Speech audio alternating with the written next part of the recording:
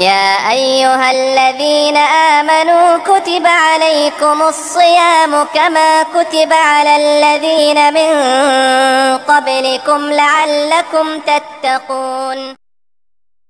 بھائی عبد الماجد پوچھتے ہیں روزے کی حالت میں مشت زنی کا کیا حکم ہے؟ کیا اس سے روزہ ٹوٹ جاتا ہے؟ محترم دیکھیں، مشت زنی گناہ کبیرہ میں سے ہے۔ رسول انور صلی اللہ علیہ وسلم نے ارشاد فرمایا، ناکح الید ملعون، کہ جو مشت زنی کرتا ہے وہ اللہ کی رحمت سے بھٹکایا ہوا ہے، اللہ تعالیٰ کی لعنت اس پہ برستی رہتی ہے۔ اس طرح دوسری حدیث مبارکہ میں ہے، رسول انور صلی اللہ علیہ وسلم نے ارشاد فرمایا، قیامت کے دن کچھ ایسے لوگ آئیں گے جن کے ہاتھ حاملہ ہوں گے۔ تو یہاں پر محدثین نے لکھا ہے ان سے وہ لوگ مراد ہیں جو مشت زنی کرتے ہیں۔